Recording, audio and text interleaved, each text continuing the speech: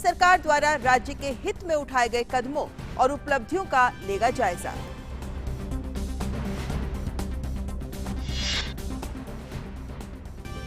उत्तराखंड की त्रासदी के बाद 58 शव बरामद। तपोवन टनल में रेस्क्यू ऑपरेशन जारी। 204 लोगों के लापता होने की आशंका। मध्य प्रदेश के सीधी जिले में हुए बस हादसे में भी 50 की मौत। लापता लोगों की तलाश जारी। अमेरिकी राष्ट्रपति जो बाइडेन ने विस्कॉन्सिन में प्रोत्साहन बिल किया प्रस्तावित। कहा, जुलाई के अंत तक 600 मिलियन कोविड वैक्सीन की खुराक होगी उपलब्ध। हर अमेरिकी के टीकाकरण के लिए पर्याप्त होगी खुराक। जुलाई के अंत तक वैक्सीन की 600 मिलियन खुराक। और ऑस्ट्रेलियन ओपन के महिला एकल में हुआ बड़ा उलटफेर। शीर्ष वरीयता प्राप्त ऑस्ट्रेलिया की एश्ले बार्टी हार कर हुई बाहर। चेक गणराज्य की कैरोलिना मुखोवा ने दी बार्टी को शिकस्त। अमेरिका की जेनिफर ब्रैडी पहुंची सेमीफाइनल में।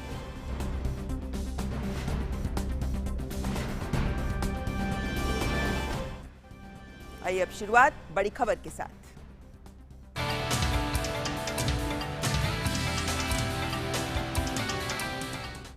प्रधानमंत्री नरेंद्र मोदी आज वीडियो कॉन्फ्रेंसिंग के जरिए नेस्कॉम और टेक्नोलॉजी एंड लीडरशिप फोरम को उन्होंने संबोधित किया। और इस फोरम को संबोधित करते हुए प्रधानमंत्री ने कहा कि देश में कोरोना काल में भी सुधारों का सिलसिला जारी रहा। आज हम दुनिया को मेड इन इंडिया वैक्सीन दे रहे हैं, जिससे दुनिया में भारतीयों का दबदबा बढ़ रहा है। भारत का जो विशाल डोमेस्टिक मार्केट है, उसका लाभ आईटी इंडस्ट्री को नहीं मिल पाया। इस वजह से भारत में डिजिटल डिवाइड बढ़ता गया। एक तरह से हम कहते हैं और हम कह सकते हैं, दिया तले अंधेरा वाली बात हमारे सामने थी। हमारी सरकार की नीतियां और निर्णय गवाह है कि कैसे बीते वर्षों में हमारी सरकार ने इस अप्रोच को बदल दिया है। साथियों, हमारी सरकार भी ये भली भांति जानती है कि बंधनों में भविष्य की लीडरशिप विकसित नहीं हो सकती, और इसलिए सरकार द्वारा टेक इंडस्ट्री को अनावश्यक रेगुलेशन से, बंधनों से बाहर निकालने का प्रयास किया जा रहा है। नेशनल डिजिटल कम्युनिकेशन पॉलिसी एक ऐसा ही बड़ा प्रयास था। और नेस्कॉम फोरम को संबोधित करते हुए प्रधानमंत्री ने कहा कि सरकार टेक इंडस्ट्री की जरूरतों को समझती है।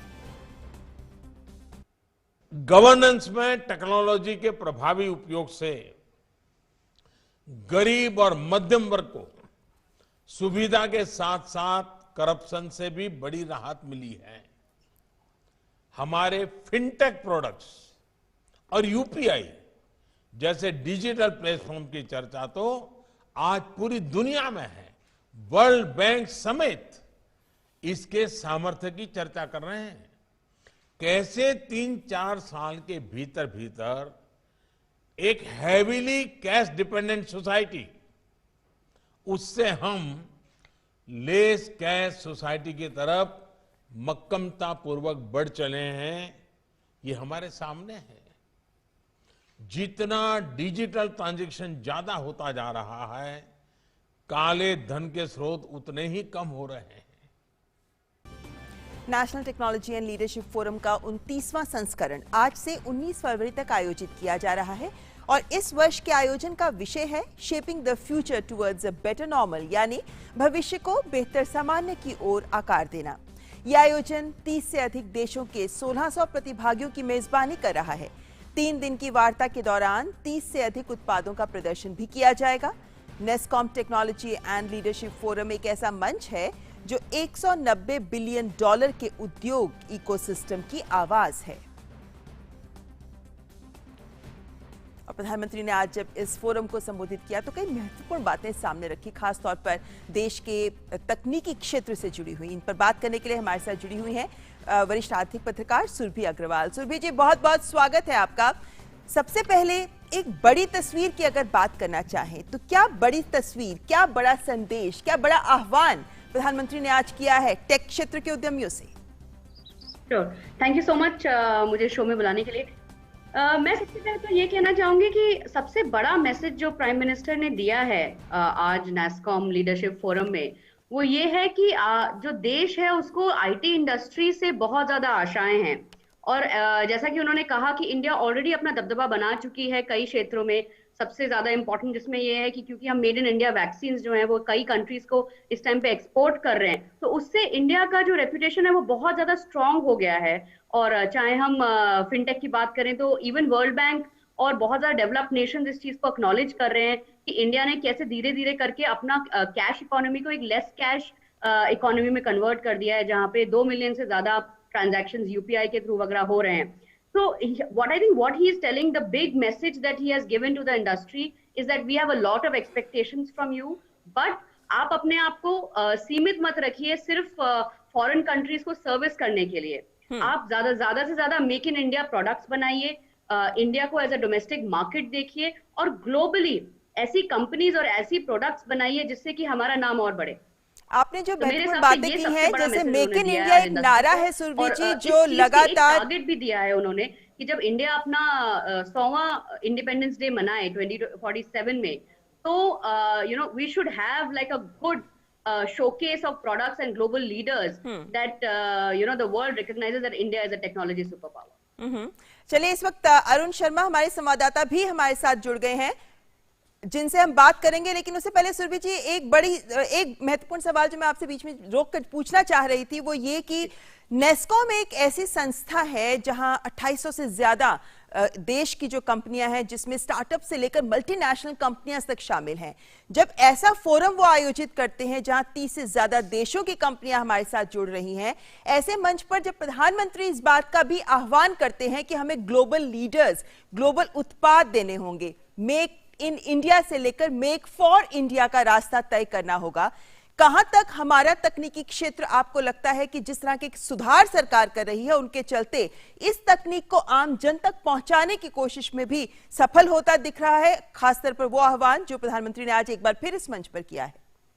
जी ममता जी, तो जैसा कि आपने कहा कि नैस्कॉम जो है कि बहुत बड़ा फोरम है, और अगर हम इनकी ये लीडरशिप फोरम की बात करें तो आई थिंक ये 25वां या 26वां साल है उनका। तो पिछले 25 साल से ये लीडरशिप फोरम हर साल ऑर्गेनाइज करते जा रहे हैं, और यू नो इसमें वर्ल्ड ओवर कंपनीज और स्टार्टअप्स वगैरह ज्वाइन करते हैं। तो ये प्लेटफॉर्म अपने आप में ही इतना बड़ा है दैट उसमें अगर प्राइम मिनिस्टर आकर के इस तरह का एक इंडस्ट्री को इनकरेज करते हैं और एक इंडस्ट्री को एक टारगेट देते हैं, तो आई थिंक यू नो ये it almost becomes like something that the industry can't you know refuse. It has to you know do what the prime minister said.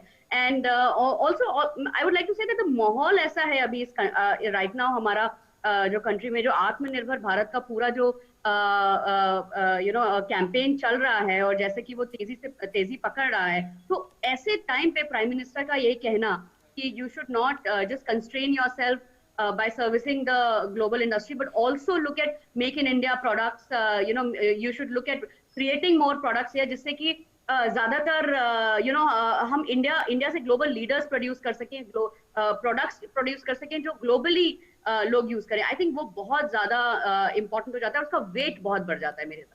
Surabhi जी, साथ ही हमने देखा कि अभी हाल ही में एक रिपोर्ट आई जिसमें ये कहा गया कि जो ईज ऑफ डूइंग बिजनेस की रैंकिंग है, ईज ऑफ डूइंग बिजनेस देश में जो संभव किया जा रहा है सुधारों के जरिए, 15 राज्य ऐसे हैं जो सभी सुधारों को लागू करने में सफल रहे हैं। ऐसे में ईज ऑफ डूइंग बिजनेस से ईज ऑफ लिविंग तक अगर हमें आगे बढ़ना है तो उसमें तकनीक का बहुत महत्वपूर्ण रोल होता है। क्या प्रधानमंत्री के आज के संबोधन से तकनीकी क्षेत्र के लिए भी एक अहम संदेश है इसमें? जी बिल्कुल। आई थिंक प्राइम मिनिस्टर ने अपनी स्पीच में भी ये काफी जगह ये मेंशन किया है कि टेक्नोलॉजी ने पिछले कोरोना काल में अगर हम देखें तो टेक्नोलॉजी से कितना ज्यादा फर्क पड़ा है। सबसे पहले तो उन्होंने इंडस्ट्री को बोला कि when if I have to just quote the prime minister that he said that when the chips were down your code kept the world going.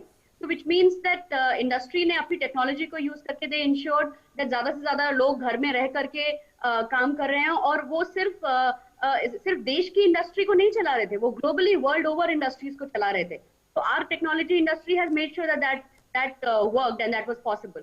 Secondly, he has said that you know in the last so many years, in the last 1 or 2 years or 3 years, the products that have come out from India, such as Aadhaar, the entire combination of Aadhaar, mobile, as has an in DBT, has ensured कि जो poor और जो हमारे disadvantaged लोग हैं, उनको directly bank account में पैसा मिल रहा है। ये पैसा जो है, क्योंकि वो अब डायरेक्टली जा रहा है, तो करप्शन बहुत ज्यादा कम हो जाता है। प्लस हमारा जो एक यूपीआई करके जो हमने प्रोडक्ट बनाया है, जो बहुत ज्यादा सक्सेसफुल हो गया है, उससे ये हुआ है कि जो हमारी कंट्री है, जो ज्यादातर कैश डिपेंडेंट थी, वो धीरे धीरे लेस कैश होती जा रही है, बिकॉज ज्यादा से ज्यादा लोग यूपीआई और डिजिटल पेमेंट्स का इस्तेमाल कर रहे हैं। और दुनिया भर इसमें इंडिया का लोहा मान रही है और ऐसी टेक्नोलॉजीज को रेप्लिकेट करने की कोशिश कर रही है। जो ईज ऑफ लिविंग की आप बात कर रही हैं, ये सब ईज ऑफ लिविंग की हमें अपना पेंशन लेने के लिए या से गैस सब्सिडी लेने के लिए कहीं धक्के नहीं खाने पड़ते, वो डायरेक्टली हमारे बैंक अकाउंट में आ जाता है। कोई बिचौलिया उसको पैसे को खा नहीं जाता, वो हमें जितना हमें अगर 1000 रुपए मिलना है तो 1000 रुपए हमारी जेब में आ जाते हैं, ना कि से 700 या 500 रुपए। तो ये सब अपने आप में टेक्नोलॉजी ने इंश्योर करा है। बट आई थिंक वो इंडस्ट्री को और भी एक बहुत महत्वपूर्ण सिग्नल देना चाह रहे हैं। वो ये कह रहे हैं कि आप अपनी टेक्नोलॉजीज का यूज करके और भी क्षेत्र हैं, जैसे कि एग्रीकल्चर हो गया या टेलीमेडिसिन हो गया, या फिर ये इंश्योर करना कि विलेजेस में कैसे टेक्नोलॉजी पहुंचे, ऑप्टिकल फाइबर, यानी अपने संबोधन के जरिए सुरभि जी प्रधानमंत्री ने use your expertise to come out with solutions that help the grass root people. और आई थिंक उन्होंने ये भी इशारा किया है कि कंपनीज को अपना सीएसआर जो फंड है, जो एक 2% ऑफ कंपनीज का प्रॉफिट जो जाता है सीएसआर में, उसको ज्यादा से ज्यादा इन चीजों में लगाना चाहिए, जिससे कि हमें ग्रास रूट लेवल पे इम्पैक्ट देखें। बिल्कुल, टेक्नोलॉजी को स्मार्ट टेक्नोलॉजी की तरह यूज करना जरूरी है। बहुत बहुत शुक्रिया सुरभि जी हमारे साथ इस खबर पर जुड़ने के लिए। और अब सीधे रुख करते हैं हमारे संवाददाता अरुण शर्मा का, जो इसी खबर पर हमारे साथ जुड़ रहे हैं। अरुण, आज के दौर को अगर हम देखते हैं तो वही देश आगे बढ़ रहे हैं और विकसित देशों की श्रेणी तक पहुंच पा रहे हैं जो तकनीक का इस्तेमाल सही तरीके से कर पा रहे हैं। ऐसे में आज प्रधानमंत्री के संबोधन में क्योंकि हमारी सुरभि जी से भी लगातार चर्चा हो रही है अरुण, लेकिन आपसे जो मैं सवाल पूछना चाहती हूँ वो स्टार्टअप्स को लेकर है। लगातार हम देख रहे हैं कि सरकार स्टार्टअप्स पर जोर दे रही है। आज भी प्रधानमंत्री ने स्टार्टअप से आह्वान किया कि आप विश्व स्तरीय उत्पाद तो बढ़ाएं ही, ग्लोबल लीडर्स भी करें, विश्व स्तरीय संस्थाएं भी बनाएं। ये संदेश हमारी टेक इंडस्ट्री के लिए कितना इंपॉर्टेंट है, क्योंकि बहुत बड़ी तादाद है स्टार्टअप्स की जो तैयार है अगले कदम के लिए। बिल्कुल ममता जी, जहाँ तक स्टार्टअप्स की अगर बात करें तो प्रधानमंत्री नरेंद्र मोदी के सबसे दिल के अजीज ये एक तरह से ये कम्युनिटी रहती है, स्टार्टअप कम्युनिटी। अगर आप कोविड पैंडेमिक के टाइम देखें तो लगभग 1600 के आसपास नए स्टार्टअप्स क्रिएट हुए हैं। आप देखिए कि देश के अंदर इस समय पर लगभग आप देखिए कि 2 डजन से ज्यादा प्राइमरीली यूनिकॉर्न स्टार्टअप्स, यानी कि जिनका वैल्यूएशन $1 बिलियन से ज्यादा है। आज की तारीख में जितने स्टार्टअप्स हैं जो केटर कर रहे हैं डेटा सिक्योरिटी, साइबर सिक्योरिटी को लेकर के, एग्रीकल्चर टेक को लेकर के, एजुकेशन टेक को लेकर के, फिनटेक को लेकर के, तो स्टार्टअप से प्रधानमंत्री की उम्मीद ये है, क्योंकि प्रधानमंत्री का जो संबोधन आज हुआ है वो इस डेकेड का पहला संबोधन आप कह सकते हैं टेक्नोलॉजी जायंट्स के लिए और स्टार्टअप्स के लिए। और दूसरा, इस पोस्ट कोविड वर्ल्ड के अंदर क्या कुछ विजन है प्रधानमंत्री नरेंद्र मोदी का, खासकर टेक इंडस्ट्री और स्टार्टअप्स के लिए। 3 बड़ी बात निकल करके आती है। प्रधानमंत्री का सबसे बड़ा मैसेज निकल करके आता है कि आप जो भी इनोवेट करें वो इंक्लूसिव इन नेचर हो, यानी कि गांव-गांव तक पहुंचे, दूर दराज के लोगों तक पहुंचे। दूसरा सबसे बड़ा मैसेज ये है प्रधानमंत्री का कि जो डिजिटल इंफ्रास्ट्रक्चर क्रिएट करने की ज्यादा बात आती है, सरकार उसमें आगे बढ़ रही है। लाल किले की प्राचीर से प्रधानमंत्री ने कहा था कि ऑप्टिकल फाइबर नेटवर्क है वो अगले 1000 दिन के अंदर देश के तमाम गांव तक पहुंचेगा, 2.5 लाख ग्राम पंचायतें कनेक्ट हो जाएंगी। तो इसमें डिजिटल इंफ्रास्ट्रक्चर सरकार इंश्योर कर रही है हर जगह पहुंचे। इसका फायदा सीधे तौर स्टार्टअप्स को होता हुआ दिखाई देगा, टेक जायंट्स को होता हुआ दिखाई देगा। Last but not the least, प्रधानमंत्री की एक बहुत इमोशनल और एक तरह से बहुत ही टचिंग आप कह सकते हैं कि वो उन्होंने कनेक्ट करने की कोशिश की है तमाम स्टार्टअप्स और टेक जायंट्स के साथ में। उन्होंने कहा कि आप जो भी प्रोडक्ट सोल्यूशन बनाएं, ये कोशिश करें आप कि उसमें मेक इन इंडिया की छाप ग्लोबल लेवल के ऊपर हर जगह दिखाई देती हुई दिखाई दे। तो हम कैसे ग्लोबली जो चैलेंजेस इस समय पर पोस्ट कोविड वर्ल्ड में दुनिया फेस करेगी, कैसे हमारे भारत के टेक स्टार्टअप्स और tech giants primarily make in India के छाप के साथ अपने सॉल्यूशंस को बनाएं जो कि ग्लोबली चैलेंज को सॉल्व करने के अंदर महत्वपूर्ण भूमिका निभाए। तो ये कुछ बड़ी बातें थी जहां तक स्टार्टअप्स और टेक जायंट्स की अगर बात करें प्रधानमंत्री नरेंद्र मोदी की तरफ से निकलती हुई है। बिल्कुल ठीक अरुण, और इन्हीं बातों को लेकर अब टेक क्षेत्र कैसे आगे बढ़ता है वो देखने वाली बात होगी, क्योंकि आज ये आश्वासन भी प्रधानमंत्री की ओर से दिया गया है कि आप सोचिए, आप करिए और सरकार आपके साथ है। और ये विदित भी है उन सभी सुधारों में जो सरकार लगातार निजी क्षेत्र के लिए और तकनीकी क्षेत्र के लिए भी कर रही है। बहुत बहुत शुक्रिया अरुण हमारे साथ इस खबर पर जुड़ने के लिए। और फिलहाल यहाँ वक्त एक ब्रेक का, आप देखते रहे मिड डे प्राइम। ख्वाहिशों के धागे खुलते हैं तो खुलने दे, बेपरवाह चल, न पैरों को रुकने दे, बस जी ले इस पल को।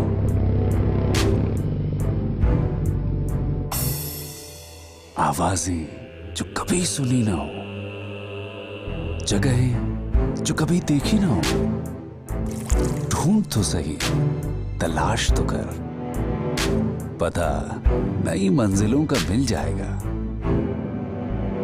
ठहर भी जा, वक्त थोड़ा खुद के साथ भी गुजार, सुकून की छांव जहां सुहानी हो, जहां की खामोशी भी रूहानी हो,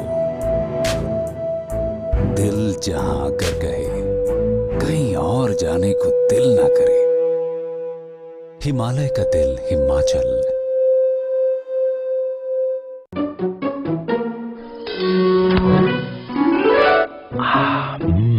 आइसक्रीम खाएगी? आइसक्रीम? ये है डबल आनंद। पहला आनंद पॉलिसी टर्म के अंत पर मैच्योरिटी क्लेम का पूरा भुगतान, और दूसरा आपके अपनों के लिए लाइफ कवर की पूरी रकम बिना किसी प्रीमियम के। LIC न्यू जीवन आनंद, आनंद ही आनंद। अंग्रेज चले गए, उनके साथ उनके बंगले भी चले। ये खंडर दिखाने के लिए इतने पैसे लिए? भाई अब वंडर सीमेंट था नहीं ना तब, कि घर जो है वो सालों साल टिका रहे। वंडर सीमेंट का भरोसा और इसकी मजबूती और किसी सीमेंट में है ही नहीं। वंडर सीमेंट, जब भी आए भला कर जाए।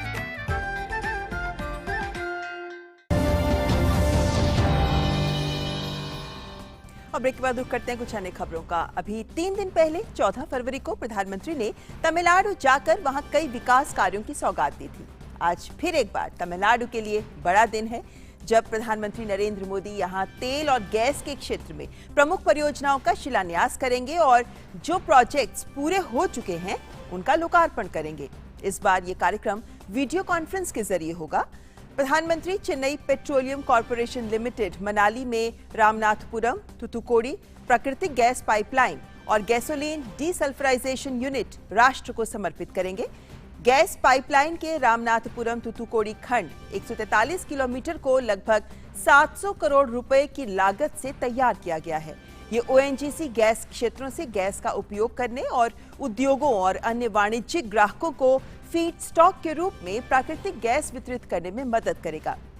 गैसोलीन डीसल्फराइजेशन यूनिट को करीब 500 करोड़ रुपए की लागत से बनाया गया है। ये निम्न सल्फर पर्यावरण के अनुकूल गैसोलीन का उत्पादन करेगा, उत्सर्जन को कम करने में मदद करेगा और एक स्वच्छ पर्यावरण की दिशा में योगदान देगा। प्रधानमंत्री नागपट्टनम में कावेरी बेसिन रिफाइनरी की आधारशिला भी रखेंगे। रिफाइनरी की क्षमता 90 लाख मीट्रिक टन प्रति वर्ष होगी। इन परियोजनाओं के पूरा होने के बाद सामाजिक आर्थिक लाभ भी होगा और देश ऊर्जा के क्षेत्र में आत्मनिर्भरता की ओर और रफ्तार से आगे बढ़ सकेगा। और अब बात ताजा खबर की।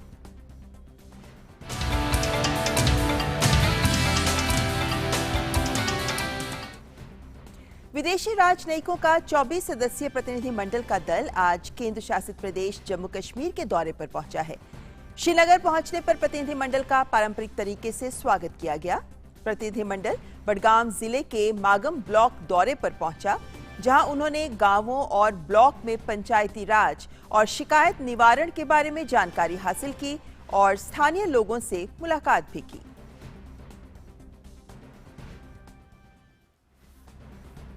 और उनके इस दौरे के लिए बात करते हैं हमारे संवाददाता सलमान काजी से, इस बारे में और जानकारी लेते हैं।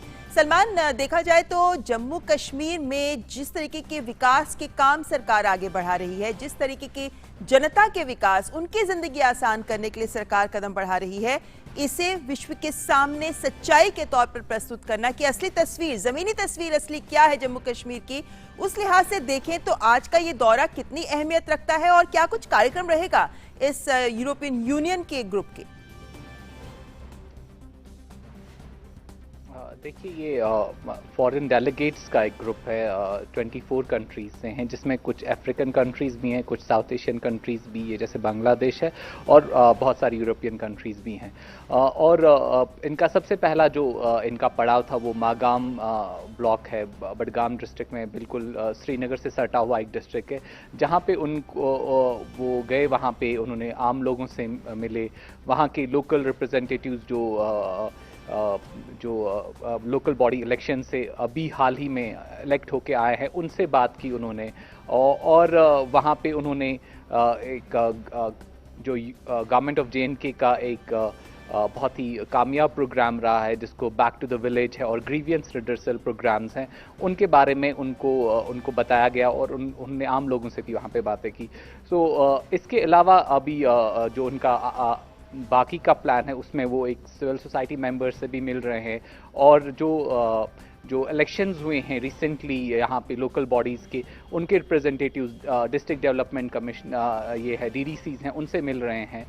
तो डेफिनेटली एक गवर्नमेंट शोकेस करना चाहती है कि उनको लगता है कि काफ़ी सक्सेसफुल रहा है जो यहाँ पे लोकल बॉडी इलेक्शंस का उन्होंने लिए हुए हैं, उससे उनको लगता है कि एक अच्छा रिप्रेजेंटेटिव कैरेक्टर मिला है यहाँ की जो लोकल एडमिनिस्ट्रेशन और डेमोक्रेसी को, तो वो डेफिनेटली शोकेस करना चाहते हैं। इसके अलावा कुछ इंस्टीट्यूशनल मैकेनिज्म्स जो गवर्नमेंट ने इंस्टीट्यूशनलाइज किए हैं, जैसे ग्रीवियंस रिडर्सल है, बाकी चीज़ें हैं जिनसे आम लोगों को फ़ायदा पहुँच सकता है, उनको भी वो शोकेस करना चाहते हैं पूरी दुनिया के सामने। तो इसके अलावा जैसा कि मैंने आपको बताया, वो एक DDC मेंबर्स से मिल रहे हैं, सिविल सोसाइटी मेंबर्स से मिल रहे हैं, और आज शाम को जो यहाँ पे लोकल मीडिया है उनसे उनकी एक इंटरेक्शन भी है, जिसमें वो यहाँ के लोकल मीडिया से भी मिलेंगे और इंटरेक्शन, और कल दिन में उनका आर्मी के साथ कुछ प्रोग्राम है। तो डेफिनेटली एक प्रोग्राम है जहाँ पे गवर्नमेंट को लग रहा है कि अब हालात काफ़ी सुधर गए हैं, उनको कुछ कंक्रीट चीज़ें दिखाने के लिए, जैसे लोकल बॉडी इलेक्शंस हैं, कुछ डेवलपमेंटल वर्क्स हैं, और उसके अलावा जो लास्ट सेट ऑफ रेस्ट्रिक्शंस थी 4G जो हाई स्पीड मोबाइल इंटरनेट, उस पे जो बैन था वो हटाया गया। तो डेफिनेटली जो गवर्नमेंट ऑफ इंडिया और government of Jammu and Kashmir है वो उनका मानना है, और इसीलिए उन्होंने कहा है कि वो दिखा सकते हैं। जी बिल्कुल, और ऐसे देखें सलमान, तो पहले विभिन्न दलों के प्रतिनिधि और अब 24 देशों के प्रतिनिधि जो यहाँ पहुंच रहे हैं, जो जमीनी वास्तविकता से रूबरू हो रहे हैं,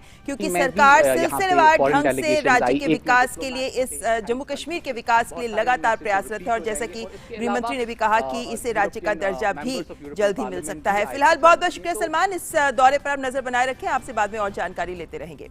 रुक करते हैं एक और अहम खबर का। बॉम्बे हाईकोर्ट से टूल किट मामले में आरोपी निकिता जैकब को बड़ी राहत मिली। जस्टिस PD नायक ने निकिता को 3 हफ्ते की ट्रांजिट अग्रिम जमानत दे दी है।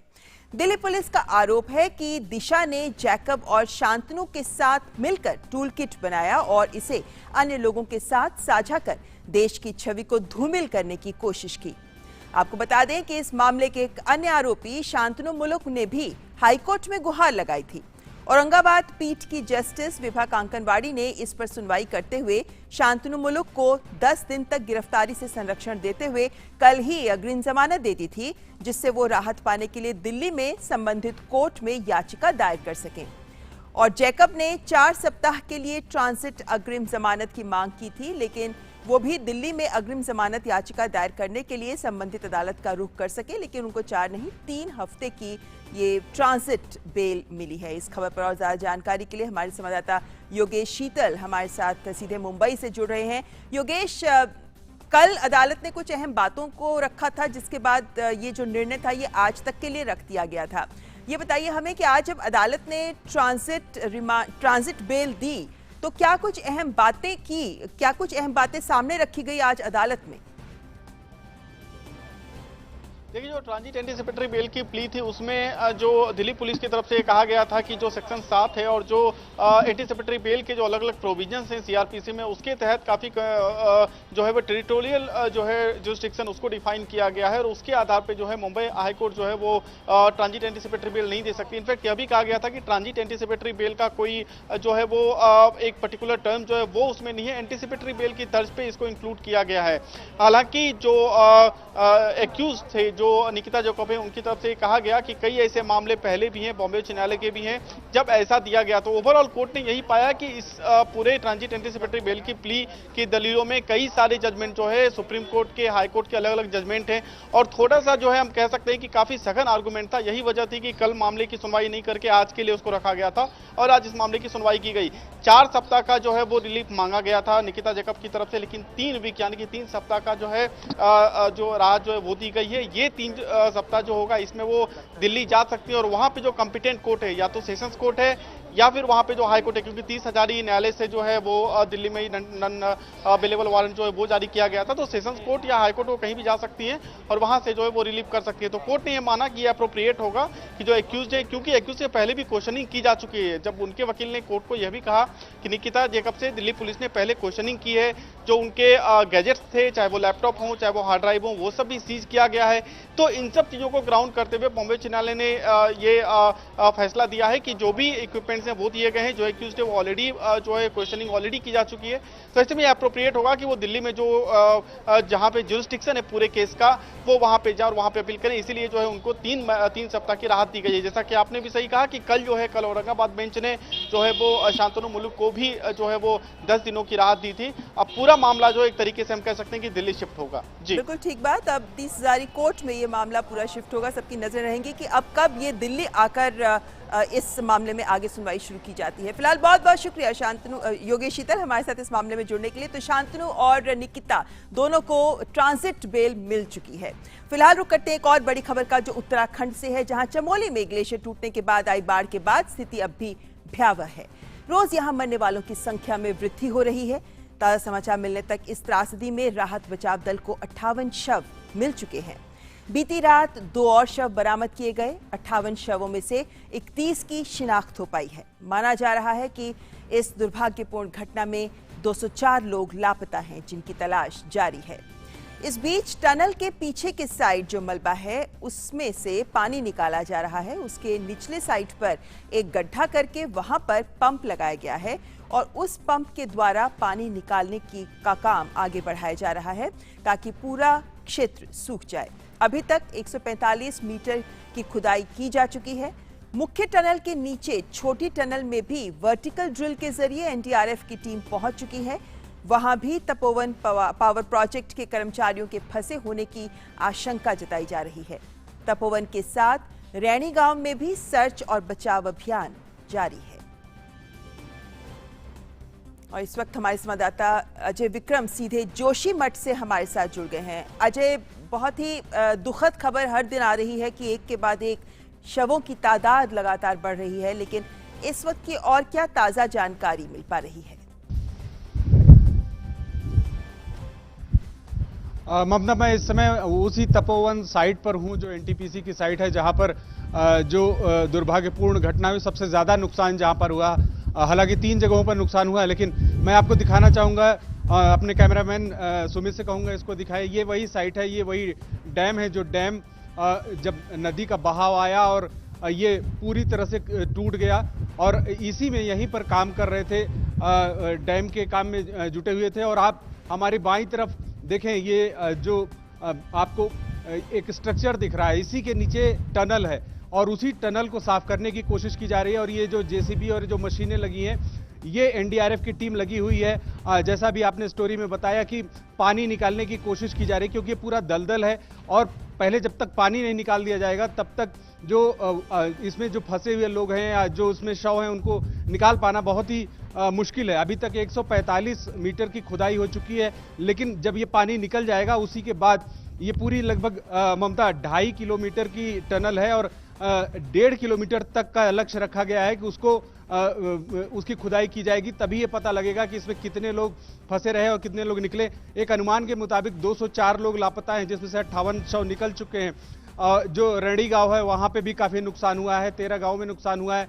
ये पूरा मैं आपको एक बार फिर से वो विजुअल दिखाना चाहूंगा कि जो नदी थी इसी तरह से आई थी और नदी का उसी बहाव ने इस पूरे स्ट्रक्चर को ये बहा दिया। और जो गांव था, ये 13 गांव, उन गांव में भी पानी घुस गया।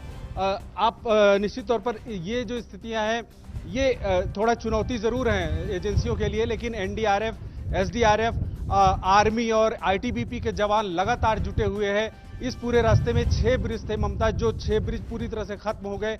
सबसे महत्वपूर्ण काम है ये जो मेरे बाईं तरफ आप देख रही हैं, ये पहाड़ है, उसको जोड़ने वाले ये उधर गांव है, उन गांव को जोड़ने वाले ब्रिज थे, उन ब्रिज की वजह से कनेक्टिविटी टूट चुकी है, उसे जोड़ना है। गांव में जो पावर सप्लाई है पूरी तरह से ठप हो गई। जो पैंग गांव है वहां पे अभी पावर सप्लाई शुरू कर दी गई है, लेकिन जो जनरेटर भी लगाए गए हैं, कुछ जो है सोलर जो एनर्जी के जरिए पावर देने की कोशिश की जा रही है, लेकिन ये स्थितियां हैं। अभी इंफ्रास्ट्रक्चर को जो टूट गया है उसको सही करना बहुत बड़ी चुनौती है। उस पर काम बहुत तेजी से, बहुत ही ज्यादा तेजी से चल रहा है और उम्मीद ये कर रहे हैं कि इस हफ्ते में ये काम पूरा हो जाएगा और सड़क का काम पूरा होने के बाद राहत और बचाव के काम हैं वो और भी तेज हो पाएंगे। बिल्कुल ठीक कहा आपने, क्योंकि ये इंफ्रास्ट्रक्चर यहाँ जो बनना जरूरी है जिससे कि राहत और बचाव कार्य में और रफ्तार आए। लेकिन फिलहाल परिजन जो हैं, जिनके लोग लापता हैं, जिनके परिवार के लोग लापता हैं, उन्हें इसी बात का इंतजार है कि उनकी लाश या उनकी जो बचाव कार्य चल रहा है वो जरूर गति पकड़े, क्योंकि ये भी आश्वासन अजय दिया गया है एनडीआरएफ के द्वारा कि जब तक सभी को नहीं ढूंढ लिया जाएगा तब तक उनका ये राहत कार्य जारी रहेगा। बहुत बहुत शुक्रिया अजय विक्रम हमारे साथ इस खबर पर जुड़ने के लिए। केंद्र सरकार ने सुप्रीम कोर्ट में कहा है कि चमोली में हुए हादसे का 4 धाम सड़क परियोजना से कोई संबंध नहीं है। अटॉर्नी जनरल के वेणुगोपाल ने कहा कि हाई पावर कमेटी के अध्यक्ष रवि चोपड़ा ने निजी तौर पर पत्र लिखकर प्रोजेक्ट पर सवाल उठाए हैं। उनके लिए ऐसा करना गैर जरूरी था। रक्षा मंत्रालय इन सड़कों को चौड़ा करना चाहता है ताकि सेना किसी आपात स्थिति में सीमा तक जल्द से जल्द पहुंच सके। रक्षा मंत्रालय 2 हफ्ते में अपना जवाब दाखिल करेगा। सुप्रीम कोर्ट 4 धाम सड़क परियोजना के खिलाफ दायर याचिका सुन रहा है। परियोजना से इलाके की परिस्थिति पर होने वाले असर के आकलन के लिए भी सुप्रीम कोर्ट ने एक हाई पावर कमेटी गठित की है। और अब नजर डालते हैं देश से जुड़ी कुछ अन्य राष्ट्रीय खबरों पर।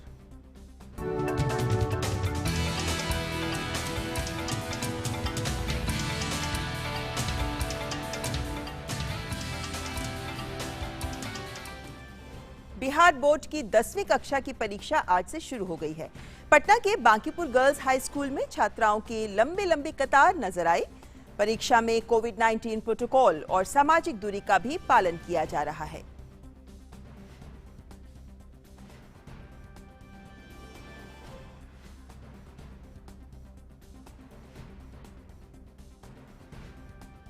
आंध्र प्रदेश में राज्य में ग्राम पंचायत चुनाव के तीसरे चरण के लिए मतदान जारी है। कृष्णा जिले के एक मतदान केंद्र में लोग मतदान करने के लिए अपनी बारी आने का इंतजार करते नजर आए।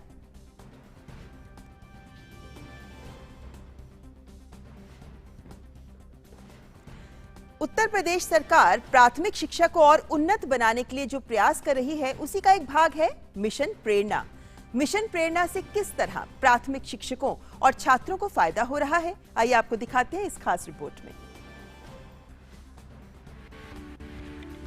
केंद्र सरकार नई शिक्षा नीति ला रही है जिससे शिक्षा की गुणवत्ता में सुधार किया जा सके।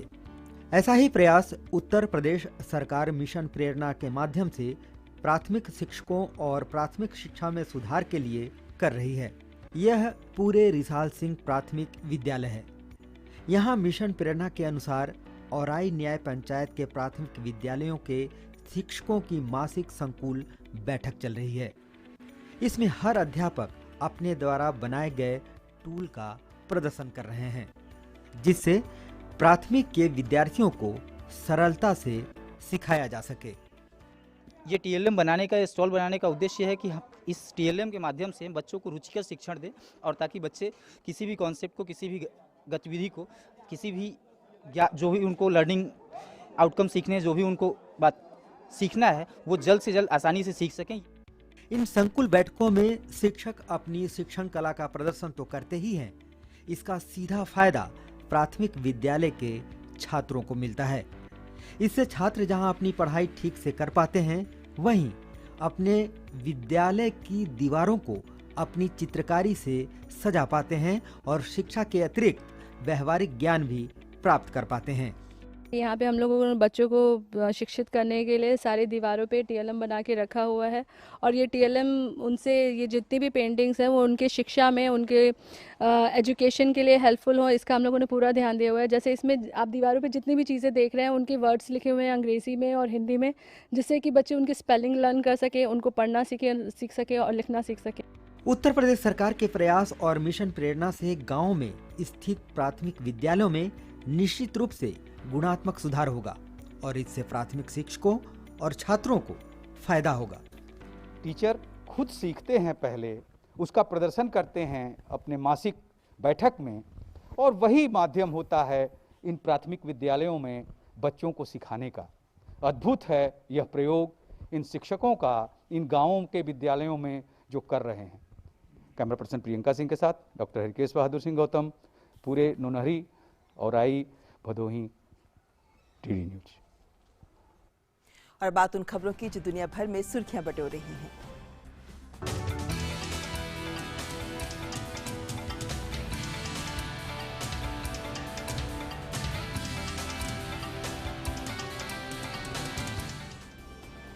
सबसे पहले कोविड की बात करें तो दुनिया भर में कोरोना वायरस मामलों की कुल संख्या 11 करोड़ के पार हो चुकी है, जबकि 24,28,000 से ज्यादा लोग इससे अपनी जान गंवा चुके हैं। अब तक 8,48,33,000 से ज्यादा लोग स्वस्थ हो चुके हैं। दुनिया में सबसे अधिक 2,83,76,000 मामलों और 4,99,000 मौतों के साथ अमेरिका सबसे ज्यादा प्रभावित देश बना हुआ है, तो वहीं ब्राजील में अब तक 9,92,00,000 से ज्यादा मामले हैं। वहीं 2,40,983 मौतों की पुष्टि हुई है। मेक्सिको की बात करें तो अब तक 1,99,05,000 से अधिक मामले सामने आ चुके हैं और 1,74,000 से अधिक मौतें हो चुकी हैं। अमेरिकी राष्ट्रपति जो बाइडेन ने आज विस्कॉन्सिन में प्रोत्साहन बिल को प्रस्तावित किया। कोरोना के खिलाफ मुहिम को तेज धार देते हुए बाइडेन ने कहा कि जुलाई के अंत तक देश में 600 मिलियन कोविड खुराक उपलब्ध होंगी।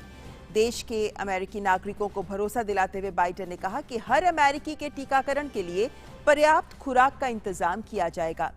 कड़े उपायों का जिक्र करते हुए बाइडेन ने कहा कि अगले क्रिसमस तक देश में स्थिति सामान्य हो जाएगी और लोग अपनी जिंदगी सामान्य तरीके से जी पाएंगे। शिक्षा क्षेत्र में फोकस करते हुए बाइडेन ने कहा कि जल्द ही 8वीं तक के छात्र हफ्ते में 5 दिन स्कूल जा पाएंगे। आइए अब देखते हैं खेल जगत से जुड़ी खबरें खेल प्राइम में गौरव के साथ।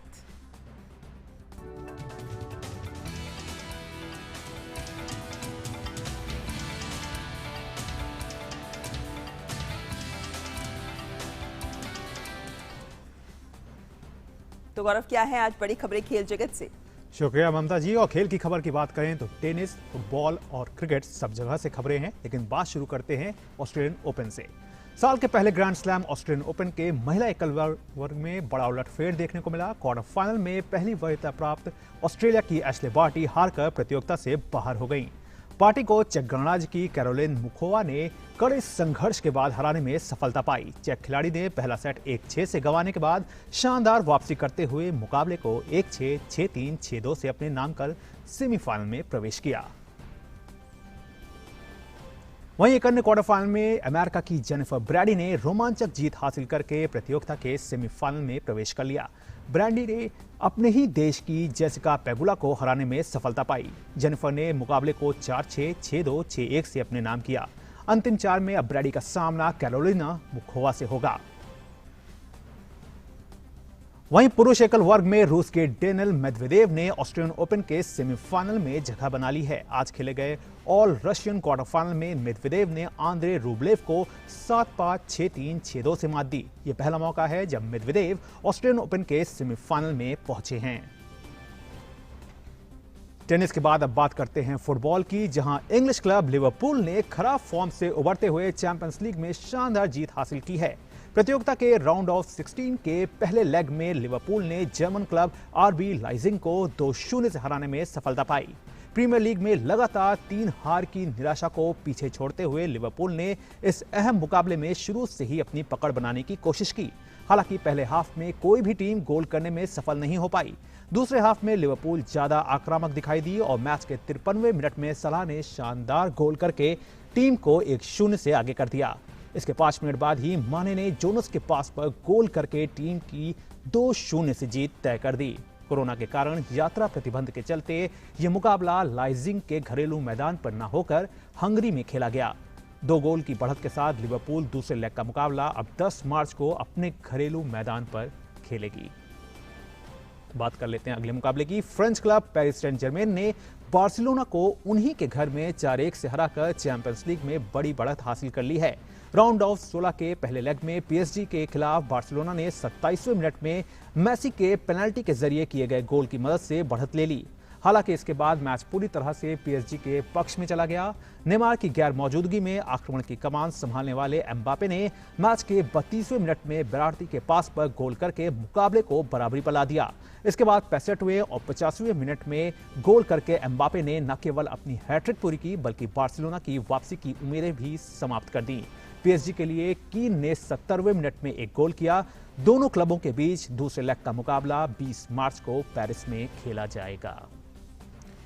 बात करते हैं क्रिकेट की, जहां साउथ अफ्रीका के स्टार क्रिकेटर और पूर्व कप्तान फैफ डू प्लेसी ने टेस्ट क्रिकेट को अलविदा कह दिया है। डू प्लेसी ने आज टेस्ट क्रिकेट से अपने रिटायरमेंट की घोषणा की। क्रिकेट के लंबे फॉर्मेट में डू प्लेसी का हालिया प्रदर्शन बहुत ज्यादा अच्छा नहीं चल रहा था। साउथ अफ्रीका के पाकिस्तान दौरे पर भी उन्होंने कुछ खास नहीं कर पाए थे, लिहाजा अपने खराब फॉर्म को देखते हुए उन्होंने इस फॉर्मेट को गुड बाय बोलने का मन बना लिया। 36 साल के दक्षिण अफ्रीका के पूर्व कप्तान ने 69 मैच के अपने टेस्ट करियर में 4000 से ज्यादा रन बनाए हैं।